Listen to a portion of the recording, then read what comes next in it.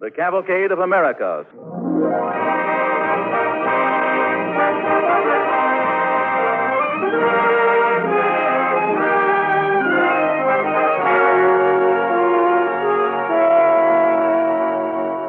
This evening, on the third anniversary of the Amphibious Training Command, the Cavalcade presents Burgess Meredith as Jiminy Peters in Sign Here, Please, with Bob Bailey as Hal McGehee.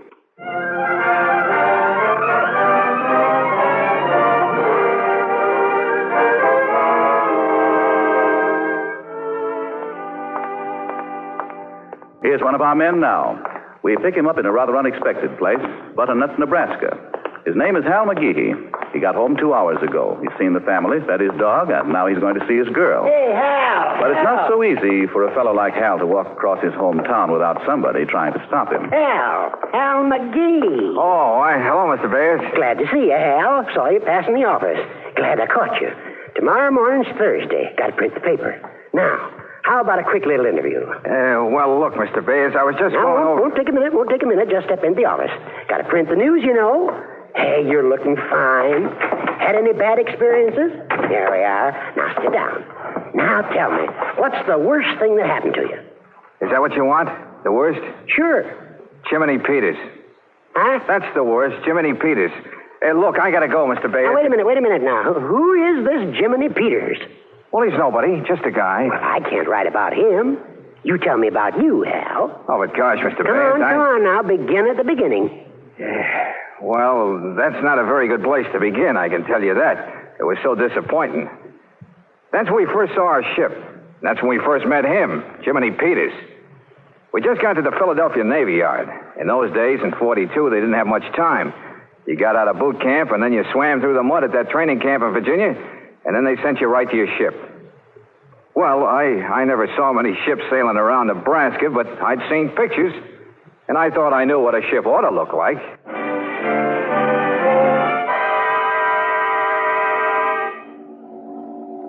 For crying out loud. Hey, Hal, what is it? Well, it ain't no ship I ever saw. Hey, what are we, a comedy act? Why didn't somebody tell us? Hey, that thing will sink as soon as we cast off. It's nothing but an iron box. An iron don't float, brother. Hey, Stinky, look. What? The whole front end of it's opening up. With doors. Yeah. Hey, suppose them doors bust open out to sea. Hey, Harvard, you want a ship on that? Not if I can avoid it. I went to Europe once when I was young, and I know that thing couldn't stand it. It's probably only some foolish experiment. Hey, here comes a guy. Maybe he knows. Hey, Max, hey. Good morning, gentlemen. I see you're admiring our ship. Admire it? I don't blame you. It's a noble craft, latest model, all improvements, including an anchor. We call this model an LST. That stands for Let's Stay in Texas. It carries tanks and jeeps, plus a couple of hundred Marines and Army, there for ballast. It's not so large, I'll grant you that, but it has its advantages, gentlemen. It means a small crew, and a small crew means a chance for advancement. It means if we keep our shoes shined every day, they'll let us take turns being captain. And consider this, my friends. Now, this isn't official. Now, come closer. This isn't official, but I heard that in case of good behavior, they're going to give each man one of these things after the war. All you'll have to do is to run it up on land, put a couple of gasoline pumps on front, and you got a garage. Mighty glad to have you with us, gentlemen. Step aboard, leaving any minute. Under orders, you know. They want us to go out and find a place called Australia. Huh? Australia? Yeah, somebody saw it on a map. They're not sure it's there, but you know the Navy, always curious. Hey, look, wise guy. I don't like to be horsed. It's me that's going to be stuck on that thing. If that's going to Australia, something bigger will have to carry it. And I didn't join the Navy to ride on something that rides on something Please, else. no, I don't like people to talk that way about my ship. You want that thing to snap its big mouth and bite you? Goes to Australia all by itself. Don't worry. Now, we know you joined the Navy to see the war, so we designed a ship just to carry you right into the battle. Who wants to look at the war through field glasses? We take you right up to where you can see the whites of their eyes and the bucks of their teeth. Now, don't crowd, gentlemen. Single file. Whoop! Up yourself, sailor. Hey, what's your name? James D. Peters. The D's for damn. The torpedoes. Full speed ahead. Don't give up the ship. You'll get your feet wet. How long you been with that ship? What ship? That ship? Yeah. Never saw it before. I just got here.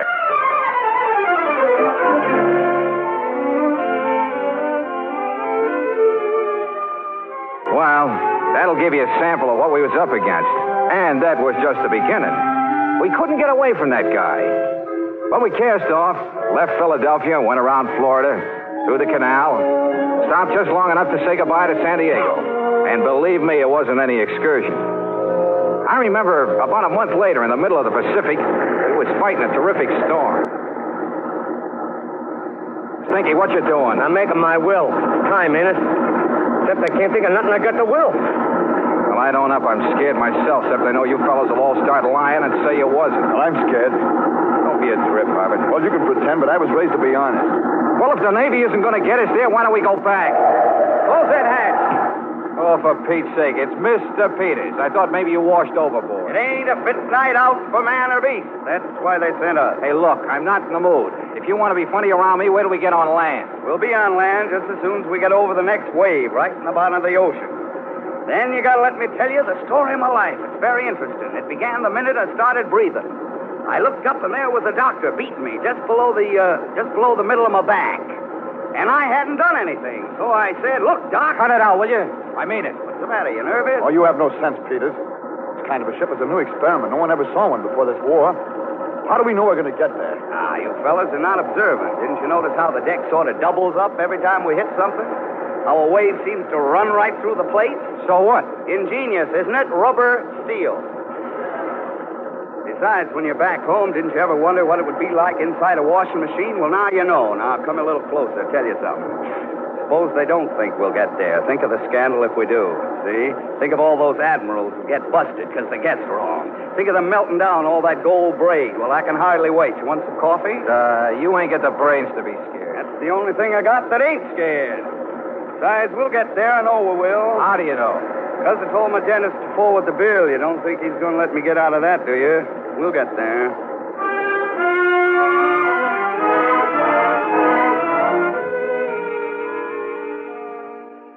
Well, we got there. Our ears were a little sore from listening to Jiminy Peters, but we made it. And that's how we found out those ships were built to go 6,000 miles and feed themselves and a crew of over 100 men for over 7 months without stopping. Yeah, it's a fact. Well, we got there, and then what happened? We sat in a harbor waiting for the rest of the ships for days and days. We just about went nuts. And believe me, that guy didn't help any neither. One day we was sitting on our bunks in a space so small we was just about breathing in each other's faces. Hell, Okay, Stinky, what do you want? I don't want nothing. I was just going to ask you what you're thinking. If I thought I'd jump over, then somebody'd probably pull me out. Consequently, I ain't Well, I thinking. just asked. I just told you. Well, you think you're worse off than I didn't everybody say I else? was worse off. Shut up. Look, Will you- Hey, how'd you spell appendicitis? 2 P's or 3? I'm telling the folks who got it. Yeah. Mr. Peters wants to know how to spell appendicitis. Why? Well, my folks are very smart. If I tell them I'm all right, they'll think something's wrong. I don't want them to worry. Well, just tell him you got lockjaw. I can dream, can't I? I tell you, folks, we all got overgrown blisters waiting for something to happen. Yeah. Tell him we're in the last and final stages of mildew. Well, gentlemen, if you're bored, I'll just write to headquarters and get some action. Now, who do we know that's high up in the Navy? President Roosevelt. It pays to go to the top, you know. Take a letter. Dear Mr. President, Oh. did you ever hear of us? Well, it's true. Sincerely yours, James D. Peters. The D, Mr. President, is for don't mention it. Oh, go away and let me sleep. I got to write to my folks. I think I'll tell them I got leprosy. That I can spell.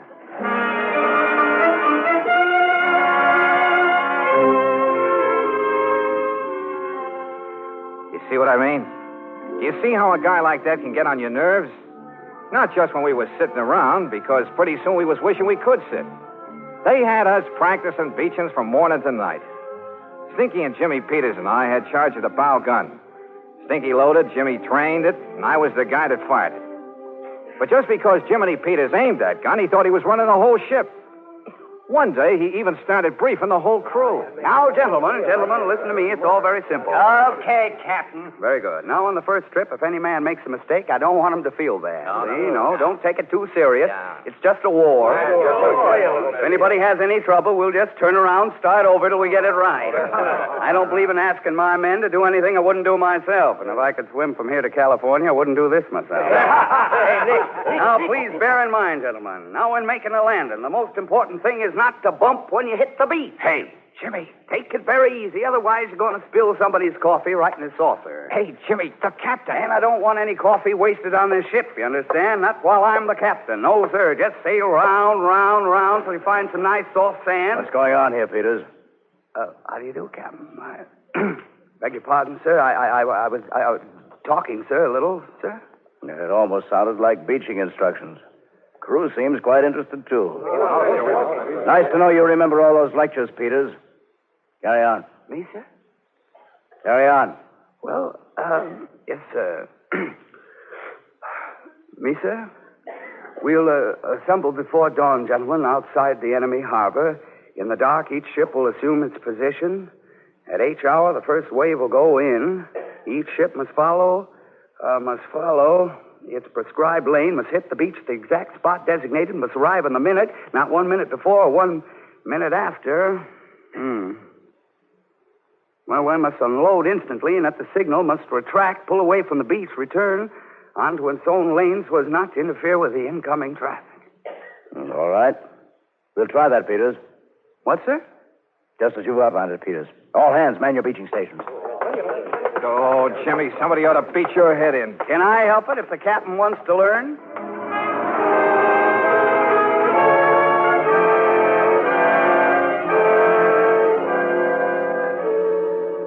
We all wanted to learn. We knew darn well we'd need all the learning we could get when the big day came. Then, after weeks of practicing, we was all set for the real thing, a landing on a jam-held island. Our LST was supposed to take in both men and equipment, so the first step was to get the boat loaded. Stinky and Jimmy and me and some of the others stood up near the bow gun, where we could watch the tanks roll on deck. Well, that's number 7, and they're still coming. Hey, shine up that gun, big boy. Jimmy, what you doing at that sight? I'm practicing with my left eye. That's the one I use to shoot Japs. What's the matter with your right eye? The one I have to keep on you and Stinky so you won't make any mistakes. Now, please remember, gentlemen, just do everything the way I tell you. Oh, brother. Hey, Hal, are we going to take this guy along? Hey, look. That's the last tank. How many we got aboard? 10. Then we got jeeps and 150 troops. And don't forget, they got all their mortars and stuff, too. Oh, this is it, brother. This is it. Personally, I don't find it very exciting. What's the matter with you? Oh, it's too much like the movies that I've seen. I don't like these war stories. I prefer the kind of scene where the big financier finds out he's down to his last $20 million. You know, he reaches in the drawer, he pulls out a gun, puts it up to his head, and, you know, the kind of situation where you feel somebody's going to get hurt. Feeling the way I do about you, sweetheart, that's just the kind of situation this is right this minute. Hey, wait a minute. Look, guys. They're closing her up. Well, here we They're go, securing the bow doors now. To the end of the line.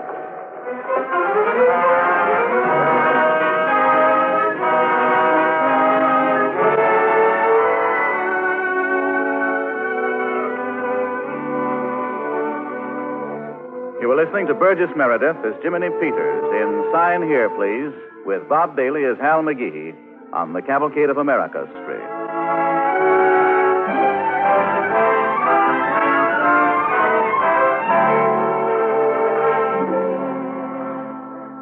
As we continue with our story, there is tense excitement among the crew of an LST on duty somewhere in the Pacific.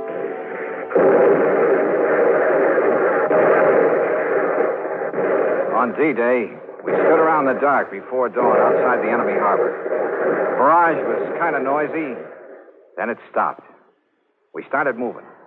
There were ships as far as you could see. LSTs, LCIs, LCTs, LCMs, landing ships full of everything there is in a war about.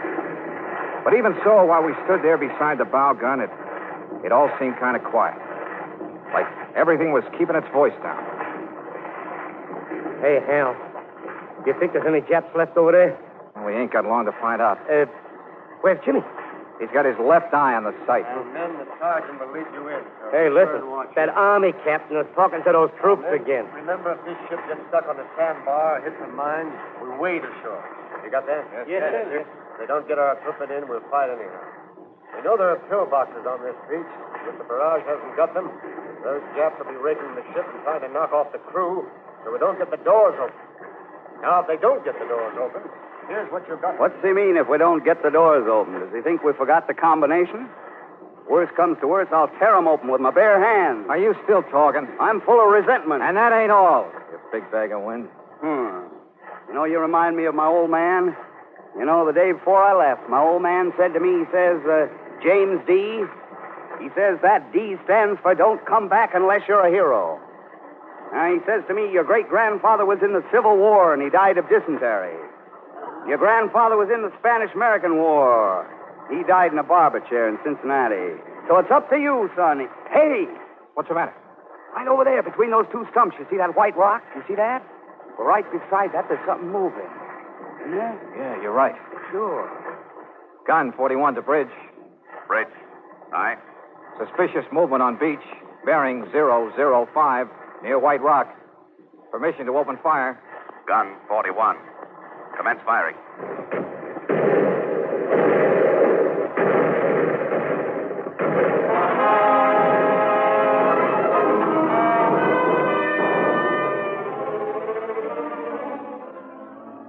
Well, whatever it was, when we got through, it wasn't.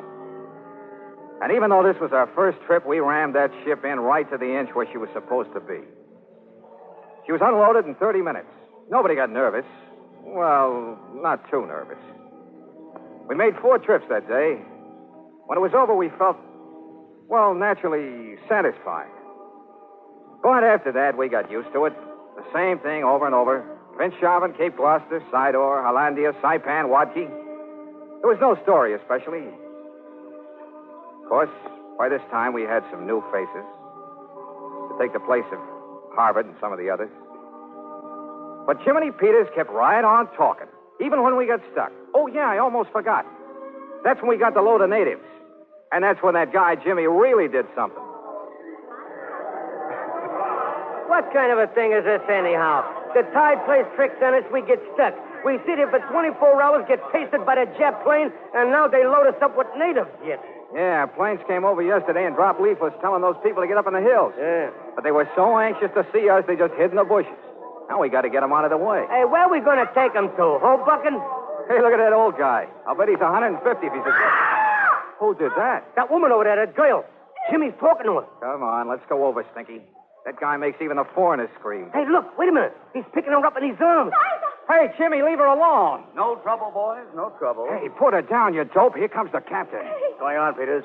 A woman, sir. It's an interesting condition, sir. I think pretty soon it's going to get even more interesting. What do you mean? Well, near as I can make out, sir, she's going to have a baby. Is that all? Yes, sir. Well, come on. Let's take her into the wardroom. Try to make her comfortable. Captain. Yes, what is it? Message coming in, sir. Officer of the deck wants you on the bridge. Carry on, Peters. I'll be right back. Yes, sir. Hey, Hal, open the door, will you? Remember, I'm carrying 2 these days. Well, what are we going to do? Well, put her on the table. Mother. Well, get the pharmacist mate, will you? Jimmy, 2 of them are wounded, and the other one is... All right, lady. What can I do for you? Yeah, what can I? Oh, we can't just stand here, Jimmy. Okay, let's do something. Do you know what to do? Well, I lived on a farm once, but all we had was tractors. Let's go from that medicine cabinet, will you? Hurry up. What are you going to do? Well, I don't know, but I'd feel better if that medicine cabinet is open. Okay. Oh, Mother. Yeah, lady, I know. At least I can imagine. Don't you worry, lady. We're here. I got the lock off. Oh, lady, now, lady, don't be nervous. We all have to go through this sometime. I know you don't understand, but you try to, will you? Look, we're your friends. See, friends. Huh? That's right. Take it easy, lady. You take it easy. That's a good girl. Sure. Here, take this. That's right. Just take a whiff of this nice, clean ether. That's right. Might even have to take a swig myself. That's right. This ether lady came all the way from the United States just in case we had a baby. That's right. That's a nice girl. Sure, you understand.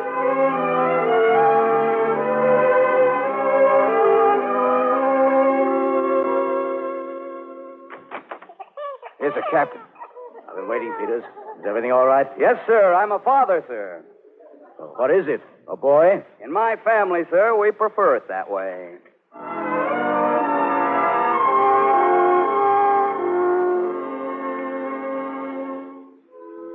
Yes, sir. It's in the log. A baby born on a landing ship. Well, naturally, after that, you couldn't shut up Jiminy Peters. You couldn't expect to. He talked right up to the end. Yeah, we had an end, all right. Had some bad luck. Put us out of business. We was coming in on another beach. It wasn't really light yet. We had a load of tanks, and the decks was full of gasoline drums. We hit a mine. Next thing I knew, we all seemed to be in the water. Hey, Major. Well, Hey, let go my hair. Your head up, you big dumb Nebraska cluck. You can't live underwater. You still here? I might have known with all that hot air you'd never sink. Thank you. You're so good to me since the baby came. Hey, let's get out of here. There's a fire in the water. Hey, Jimmy. Jimmy, where are you? Here. Well, get moving. Go ahead. What you staying there for, you fool? Waiting for a streetcar. Hey, you hurt? I want you to say so. Grab my shoulder. Come on, grab this barrel. Oh, the barrel won't hold us both. So, pipe down. Ah, if you don't mind. Don't use that word down. Right now, it's in very bad taste.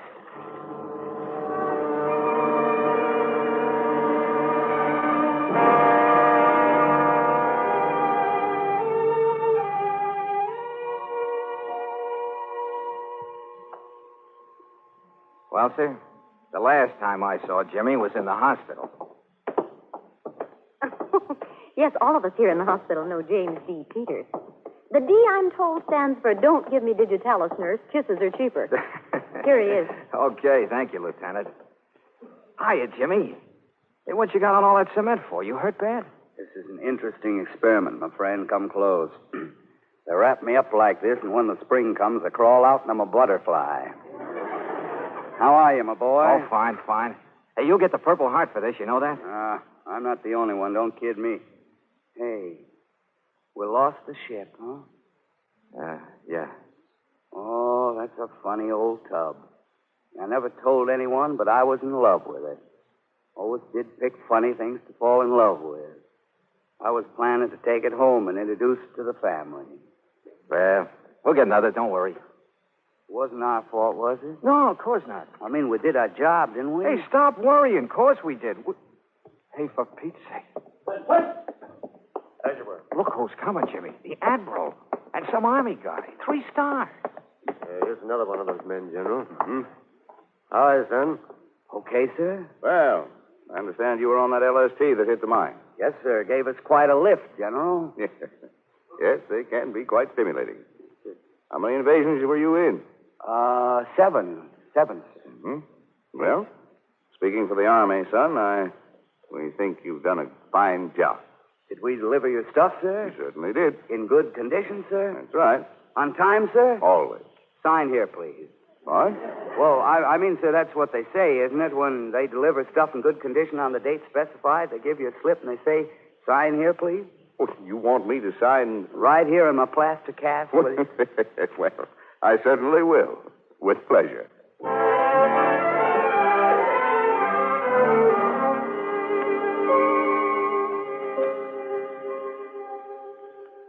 Well, Mr. Fayers, that's all that happened, I guess. But Hal, what am I going to say in the paper about you?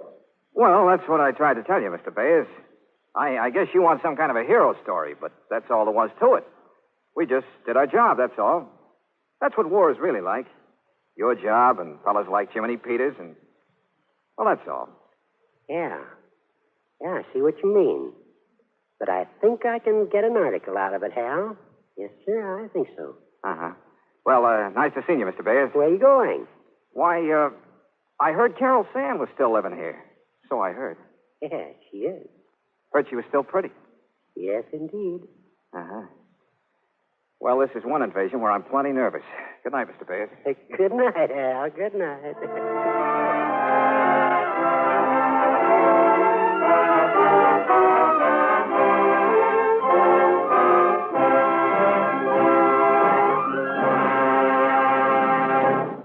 Our thanks to you, Burgess Meredith, and Bob Bailey, and to all the other members of tonight's DuPont Cavalcade cast.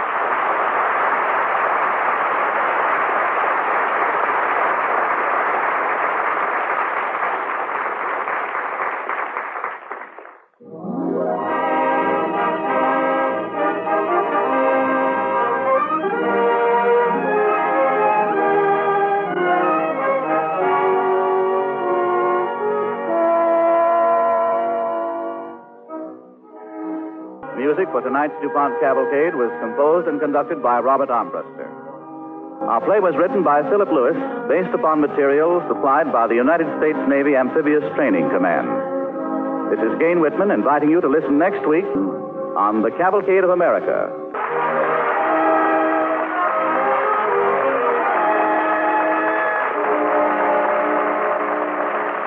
is the National Broadcasting Company.